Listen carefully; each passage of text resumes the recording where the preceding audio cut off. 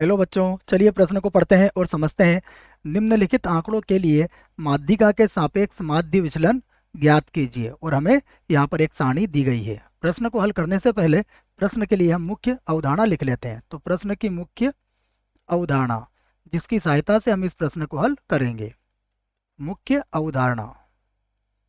मुख्य अवधारणा में हम प्रश्न से संबंधित सूत्रों को लिखेंगे, जिसमें हमारे सूत्र होंगे। सबसे पहले हम लिखेंगे कि देखो, हमें माध्यिका से माध्य विचलन ज्ञात करना है, तो हमें माध्यिका ज्ञात करने का सूत्र याद होना चाहिए। तो सबसे पहले मैं माध्यिका का सूत्र यहां पर लिखूंगा। माध्यिका माध्यिका का सूत्र होता है, हम माध्यिका को m के द्वारा व्यक्त करेंगे। और माध्यिका का सूत्र होता है l plus n/2 minus C F. और बटे में आता है, या बटे में लिख देते हैं इसको, बटे में होगा f और गुणा में होता है h। ये सूत्र होता है माध्यिका का, ये याद होना चाहिए आपको। उसके बाद हम यहाँ पर माध्य विचलन का भी सूत्र लिखेंगे। दूसरा सूत्र लिख लेता हूं मैं माध्यिका से। ये पहला सूत्र था, यहाँ पर अब हम दूसरा सूत्र लिखेंगे। दूसरा सूत्र होगा माध्यिका से माध्य विचलन का। और माध्यिका से माध्य विचलन का जो सूत्र होता है उसे भी हम यहाँ पे लिख लेते हैं। माध्य विचलन को बच्चों एम डी से व्यक्त कर सकते हैं हम, और कोष्टक में हम एम लिख देंगे, जो इस बात का प्रतीक होगा कि हम माध्यिका से माध्य विचलन को ज्ञात कर रहे हैं। और इसका सूत्र होगा 1/N, जो कि सिग्मा एफ आई को व्यक्त करता है। और उसके बाद होगा सिग्मा, यहाँ पर बनेगा हमारा एफ आई, और उसके बाद मापांक में आएगा एक्स आई माइनस माध्यिका एम। यहाँ आई बराबर 1 से n तक होगा ये। तो ये जो सूत्र मैंने आपके सामने लिखा है, ये माध्यिका से माध्य विचलन ज्ञात करने का है। अब हम इसके संबंधित हम सारणी बनाते हैं। तो यहाँ पर मैं सारणी तैयार करता हूँ। सारणी में अवयव मेरे पास, सबसे पहले वर्ग अंतराल लिखूंगा मैं। तो यहाँ पर लिख लेता हूँ मैं वर्ग। यहाँ से लिखेंगे हम वर्ग। वर्ग हमें क्या क्या दिया हुआ है? वर्ग हमारे पास है 0 से 6, उसके बाद 6 से 12, उसके बाद है 12 से 18, उसके बाद 18 से 24 है, 18 से 24, और 24 से है 30। ये हमने सारे वर्ग यहाँ पर लिख लिए हैं। इनका जो मध्य बिंदु होगा वो किसका मान होता है? वह होता है एक्स आई का मान। तो एक्स आई का मान देखिए, इन दोनों को जोड़ेंगे और 2 से भाग लगाएंगे, तो ये होगा 3। यहाँ पर ये हो जाएगा, देखिए 12 और 6 को जोड़ेंगे तो ये हो जाएगा 9। 9 के बाद ये आ जाएगा 15। 15 के बाद ये हो जाएगा 21। और 21 के बाद इन दोनों को जोड़ के भी 2 से भाग लगा दो, तो ये हो जाएगा आपका 27। है ना? 6 का अंतर आ रहा है, देख लो बच्चों। ये हमारा एक्स आई है। और उसके बाद प्रश्न में हमें एफ आई का मान दिया हुआ है, तो हम एफ आई का मान लिख लेंगे। एफ आई का मान हमें दिया हुआ है 4। 4 के बाद है 5। 5 के बाद दिया हुआ है 3। और 3 के बाद दिया हुआ है 6। और 6 के बाद दिया हुआ है 2।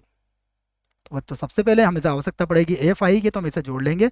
ये हमारा जो योगफल होगा, इसको यहाँ से मैं लिख देता हूँ। सारणी को ध्यान से बनाएं, बस ध्यान रखें आप। तो इसका जो योगफल होगा वो जोड़ लीजिए आप। 5 और 4 9, और 3 12, और 6 18, और 2 ये हो जाएगा 20। ये हमारा कैपिटल एन या सिग्मा एफ आई कहलाएगा। अब माध्यिका के लिए हमें आवश्यकता पड़ेगी सी एफ की, तो हम सी एफ निकाल लेते हैं इसका। देखो सी एफ कैसे निकालते हैं? सबसे पहले 4 लिखेंगे, तो ये 4 आ जाएगा। फिर 4 और 5 को जोड़ेंगे तो 9 आ जाएगा। 9 और 3 को जोड़ेंगे तो ये 12 हो जाएगा। 12 और 6 को जोड़ेंगे तो ये 18 आ जाएगा। और 18 और 2 को जोड़ेंगे तो यहाँ पर हमारे 20 आ जाएगा। अब सी एफ निकल जाएगी। इसके बाद अगला जो हम सी एफ निकालने के बाद अगला जो स्तंभ बनाएंगे वो होगा मापांक एक्स आई माइनस एम का, माध्यिका निकालने के बाद। उसके बाद एक और बनेगा एफ आई और मापांक एक्स आई माइनस एम का। तो अब हमें एम का मान यहाँ पर ज्ञात करना है। एम का मान कैसे ज्ञात करेंगे? इसके लिए हमारे पास सूत्र है, तो उस सूत्र को भी मैं यहाँ लिख दूंगा। पहले मैं इस टेबल को बिल्कुल तैयार कर लेता हूँ बच्चों।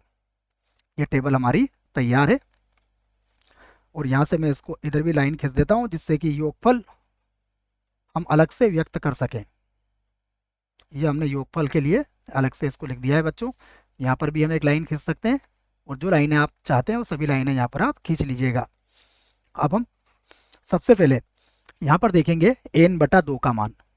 n हमारे पास 20 आ गया है, तो मैं यहाँ पर कहूँगा कि n/2 अर्थात 20/2। तो 20/2 कितना होगा? 10। तो अब 10 से ठीक बड़ी CF मुझे देखना है। तो 10 से ठीक बड़ी CF क्या है? 12 है। तो 12 की सीध में जो आएगा ये मेरा माध्य का वर्ग होगा। तो ये हमारा माध्य का वर्ग हो जाएगा 12 से 18। तो इस स्थिति में सबसे पहले एल होगा। देखो 12 से 18 में एल का मान 12 होगा। दोनों का अंतर देखें तो अंतर जो होता है वो h होता है। तो h बराबर कितना हो जाएगा? 6 हो जाएगा। उसके बाद हमें चाहिए CF। तो जो माध्य का वर्ग है हमारे पास, उसके जो ठीक ऊपर वाला मान होता है वो हमारा CF का मान होता है। तो CF का मान कितना हो जाएगा? यहाँ पर 9 हो जाएगा, है ना, ये 12 के जस्ट ऊपर वाला। तो ये हो गया CF।